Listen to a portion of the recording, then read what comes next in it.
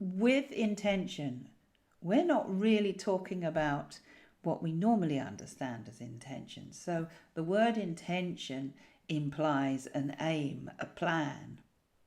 Now, in your mediumship, whether it be trance, whether it be demonstrating one-to-ones, or whether you're using your intention for animal communication, for psychic development, what's really critical is not that you want it to be a certain outcome, is that you actually feel it is.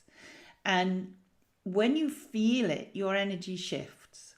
Something really important happens within you. So it's not just a case of, oh yeah, I want to sit down and do some really great trance and it's going to happen.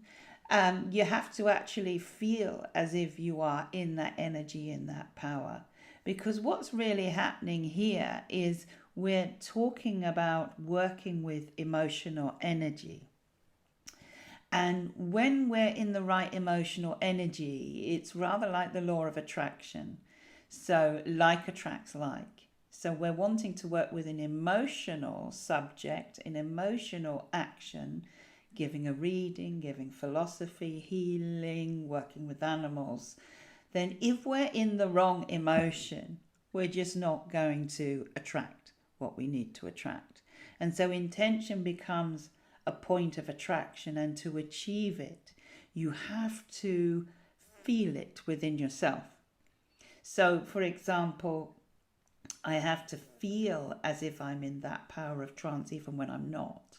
I have to feel I'm emotionally bonded and connected with an animal even when I'm not. And we do that through the power of the mind, and that's just how important and powerful the mind is.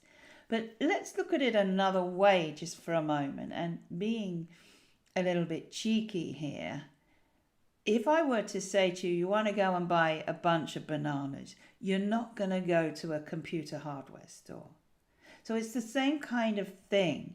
You want your bananas, you're going to go to the supermarket, or you're going to go to the grocery store or wherever sells them. With mediumship and intention, it's the same thing. So you're not going to just sit and say, right, I'm going to give you a message and hope it just happens. This magic downloads and it all happens. You have to feel you're in that power. You have to feel you're capable. You have to feel as if you are a spirit and you're ready. There's lots of ways of doing it. Using the power of the mind, imagining it. If you want to transmit love to someone, feel it within yourself first. It will work then, and that's how it works very well with animals who don't complicate this kind of thing. But in trance, to feel the lovely blending from the spirit world is a very beautiful feeling. Many people feel it's as if they've been wrapped with a big overcoat full of love. And that's that lovely feeling when you're blended with the spirit world quite often, and you're going into the trance.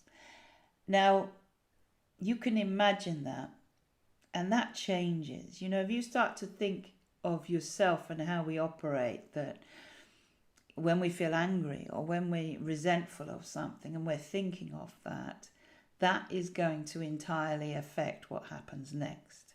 So somebody asks you a question and you're feeling really upset about an incident yesterday, you're not going to give the best answer. You've got to actually flip and change your emotion.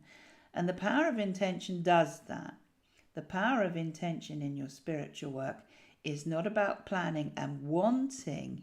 It is about being and imagining being, because that will change the energy to put it exactly where you want it to be. So don't go to PC World for your bananas, but do go with your spiritual work into projecting and experiencing the spiritual nature of it, if that's what you're intending to achieve.